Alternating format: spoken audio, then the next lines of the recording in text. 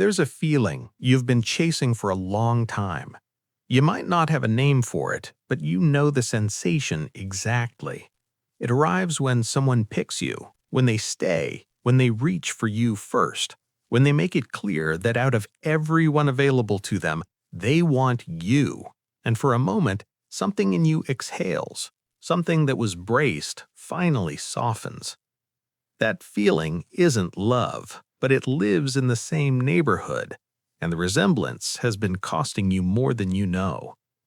This is not about whether the people in your life love you. Some of them do. This is about what happens inside you when you're chosen, the specific emotional charge it carries, the way it can briefly silence a hunger that nothing seems to permanently fill. And more importantly, it's about where that hunger actually comes from. Because until you understand its origin, you will keep feeding it with things that can't sustain it. The pattern usually begins the same way. At some point early in your life, love did not feel like a constant. It felt like a climate that changed without warning, present in certain conditions, withdrawn in others.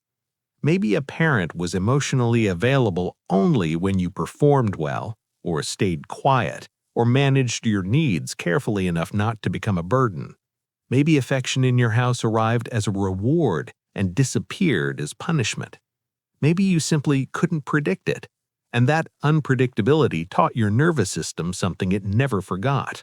Love is not a given. Love is something you earn and then lose and have to earn again. That conclusion, absorbed before you had the critical thinking to question it, restructured everything. It rewired the way you read relationships. It turned ordinary moments of connection into assessments. Am I still chosen? Am I still wanted? Is this person still here? Jung's concept of the complex is useful here. Not complex as in complicated, but as a specific psychological formation, a cluster of memories, emotions, and beliefs organized around a charged emotional core. You likely carry what could be called a worthiness complex, a deep, sub-rational belief that your value is conditional, that you are acceptable only when someone's behavior confirms it. The complex isn't a conscious thought. It's a felt experience that hijacks perception, that scans every interaction for evidence and finds what it's looking for, whether it's there or not. Being chosen activates that complex. It temporarily satisfies it. But because the complex is rooted in an old wound, not a present reality, the satisfaction never holds. It metabolizes quickly, and then the hunger returns, slightly sharper than before. This is why certain people remain in relationships where they feel relief more than they feel warmth, where the best moments are not gentle intimacy, but dramatic reunion, the makeup after the fight, the return after the distance, the declaration after the withdrawal. The nervous system has been trained to read intensity as love, and intensity reliably requires a cycle of losing and being found again. If you have ever stayed somewhere love felt uncertain because the moments it felt certain were extraordinary, this is why.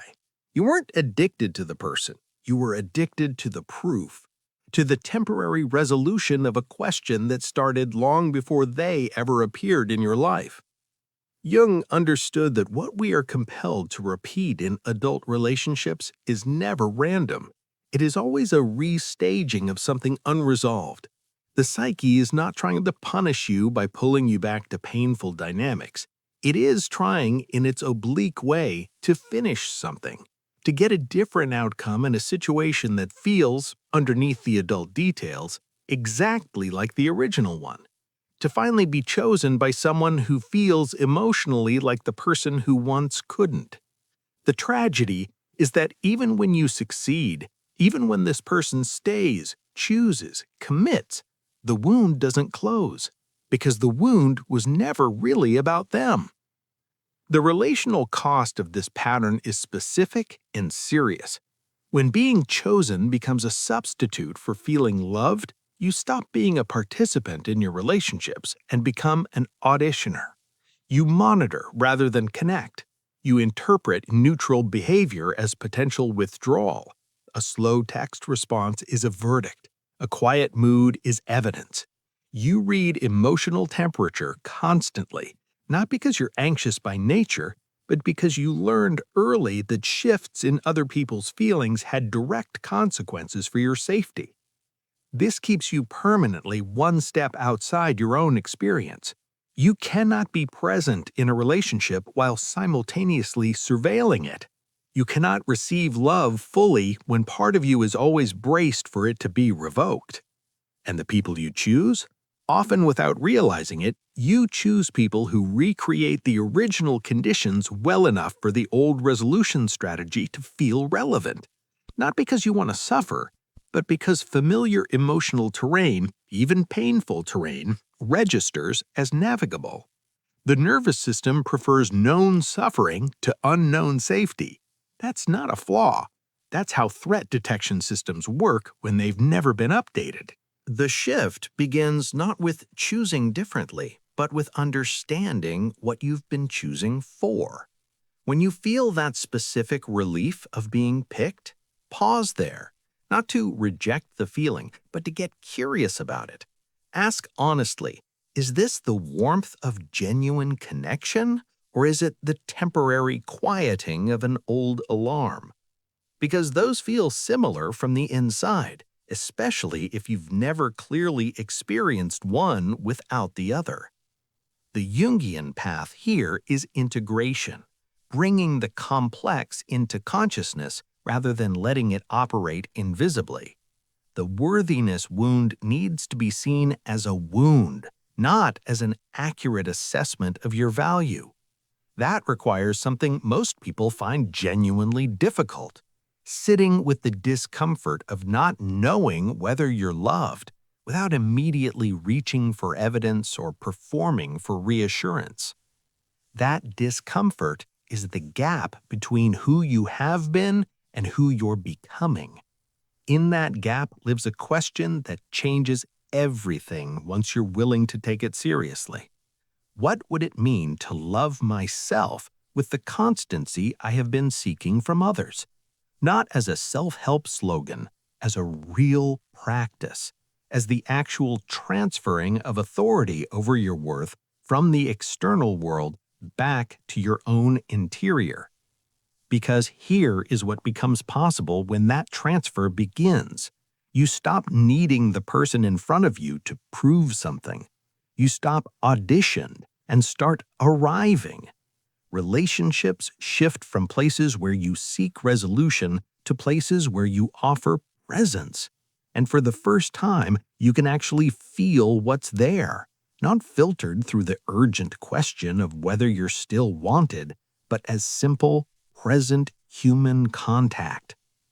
Being loved, real love, the kind that accumulates quietly over time rather than arriving in charged, dramatic moments, often feels underwhelming to people who have confused intensity with intimacy. It doesn't spike, it doesn't rescue, it doesn't resolve the worthiness question because it doesn't speak the language of that question at all. It is consistent where you expected fluctuation. It is ordinary where you expected electricity. And your nervous system, calibrated to receive proof, may initially register it as insufficient. This is not evidence that the love isn't real. It is evidence that you have been so fluent in the language of emotional turbulence that calm has become unfamiliar. Stay with the calm. Let it teach you. You were not born needing to be chosen to feel whole. That need was constructed, layer by layer, in environments where love came with conditions. It was a brilliant response to those conditions. It kept you connected when connection felt like survival. But you are not in survival anymore, and the strategy is now the problem. Jung believed that the goal of psychological development was not happiness in the shallow sense, but wholeness, the gradual integration of every part of the self, including the parts shaped by old pain, into a coherent, conscious, self-authoring life. Wholeness does not require the perfect relationship. It requires an honest one, with yourself first. When you begin to offer yourself the consistency you always wanted from others, when you stop treating your own worth as provisional, contingent on who was recently confirmed it, the hunger changes. It doesn't disappear, because the longing for real connection is not a wound. It is human. But it stops being desperate. It stops selecting for intensity over integrity. It stops mistaking relief for love.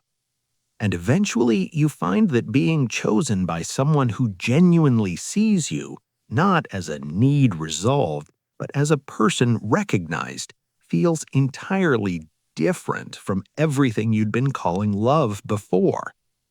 Quieter, steadier, more sustainable, more real.